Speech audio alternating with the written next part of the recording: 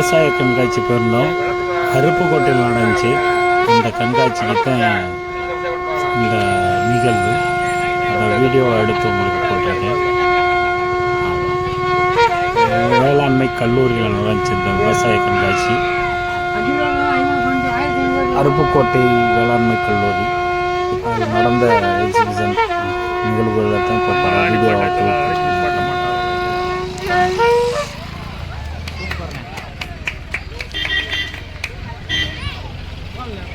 வாண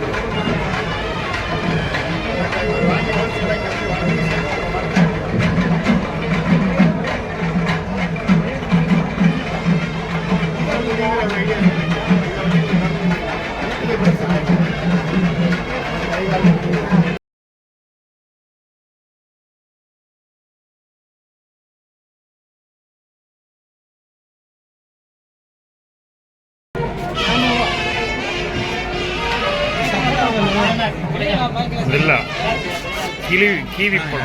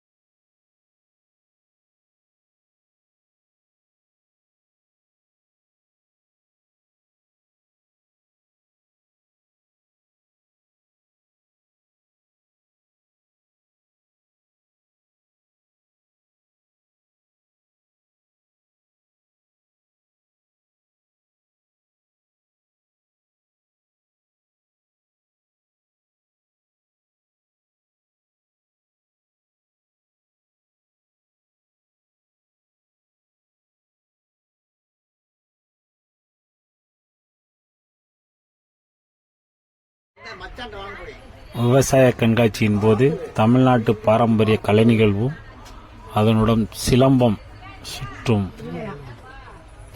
நிகழ்வும் நடந்தது. அதைத்தான் இப்போ உங்களுக்கு தொகுப்பாக கொடுத்துருக்கேன். சின்ன குழந்தைகள் எவ்வளோ அழகாக சிலம்பு சுற்றுவாங்க அந்த தொகுப்பையும் பார்க்குறீங்க.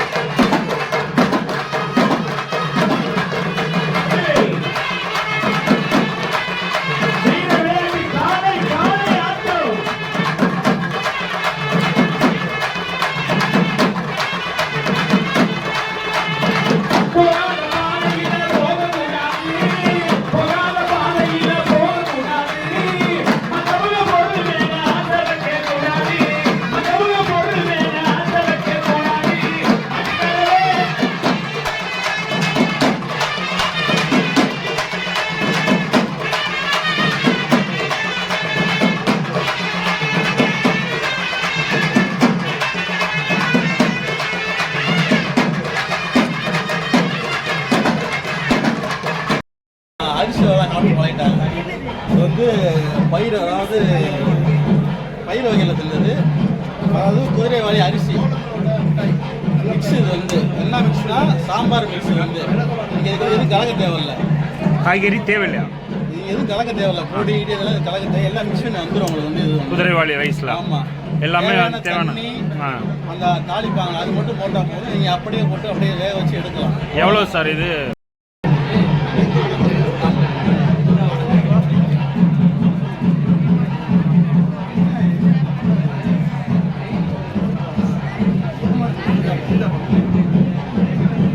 அண்ணா இந்த இதை பற்றி கொஞ்சம் டீட்டெயில் சொல்லுங்கள். டீட்டெயில் என்ன இது? அப்படியா? ஆனால் அது 5 நிமிஷம் சாப்பிட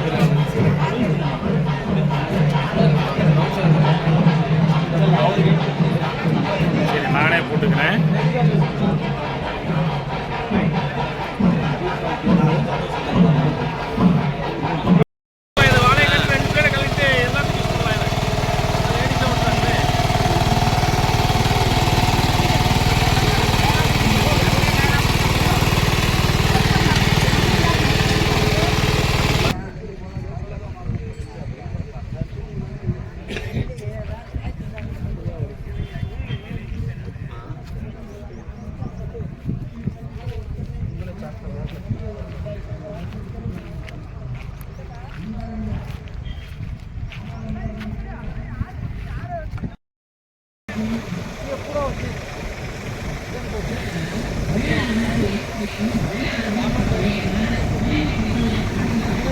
ரெண்டு பக்கம் மாற்றி மாற்றி பண்ணுமாண்ணே?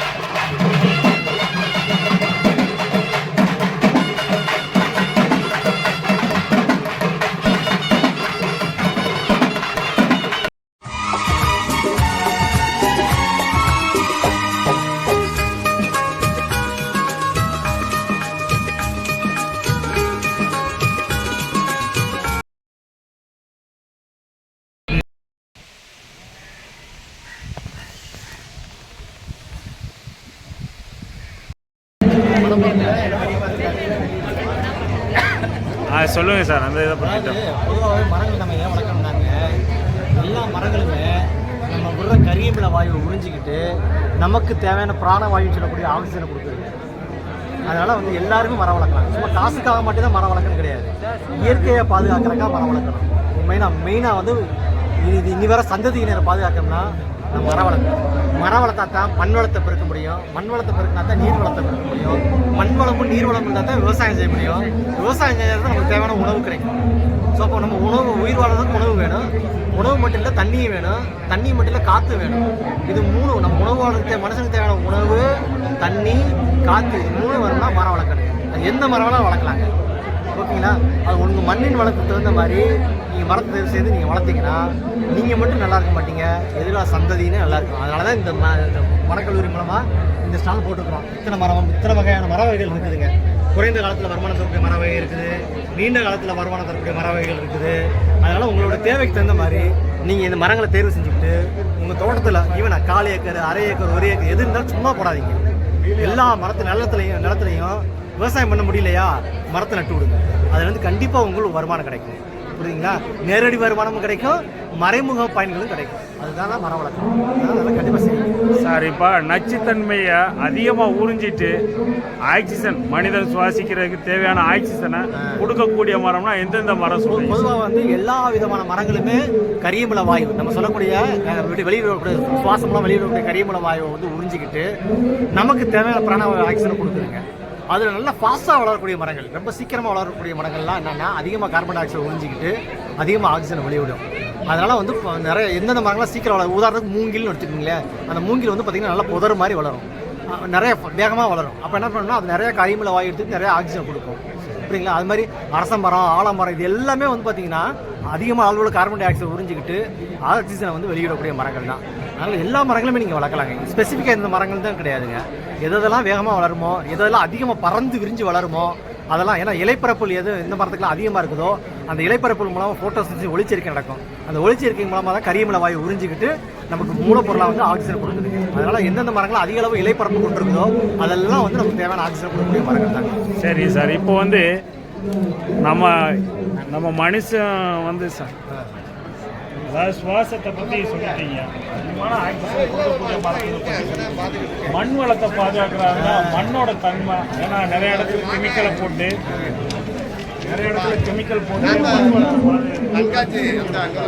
அந்த மண் வளத்தை பாதுகாக்கணும்னா எப்படி சார்? அதாவது மரங்களை பொறுத்தவரை என்னாச்சுன்னா மண்ணில் உறிஞ்சிற சத்துக்கள் எல்லாம் இலைகள் மற்ற பாகங்களாக அந்த இலைகள்லாம் திரும்ப வந்து வெயில் காலங்களில் உதிர்த்து மண்ணுக்குள்ளே போய் மக்கி உரமாக மாறும். இது பேர் நியூட்ரியன் சைக்கிள்னு சொல்லுவாங்க. ஓகேங்களா? அதனால் எவ்வளவு மரங்கள் வந்து வளர்க்குறோமோ அவ்வளவு மரங்கள் ஒரு நிலம் வந்து பால்பட்டு கிடக்குன்னு அந்த நிலத்தை திருத்துறோம்னா நம்ம மரத்தை தான் நடக்கும். வேறு வழியே மரத்தை நம்ம என்னாச்சுன்னா மரத்தில் வேர் முடிச்சிருக்கு பார்த்தீங்கன்னா அந்த வேர் முடிச்சது மூலமாக நன்மை செய்யும் பாக்டீரியா இருக்குது. அந்த பாக்டீரியாக்கள் மூலமாக வளிமண்டலத்தோட நைட்ரஜன் தலைச்சத்து சத்தை வந்து மண்ணில் நிறுத்தி மண்ணில் வந்து தலைச்சத்தை வந்து அதிகப்படுத்தியும். அது மாதிரி இலைதலைகளை வந்து மண்ணுக்குள்ளே கொட்டி அதை மக்க வச்சு மண்ணுடைய சத்து பொருட்கள் மற்றும் மண்ணுடைய டெக்ஸ்டர்னு சொல்லக்கூடிய தன்மை எல்லாத்தையுமே திருத்தி கொடுக்குது.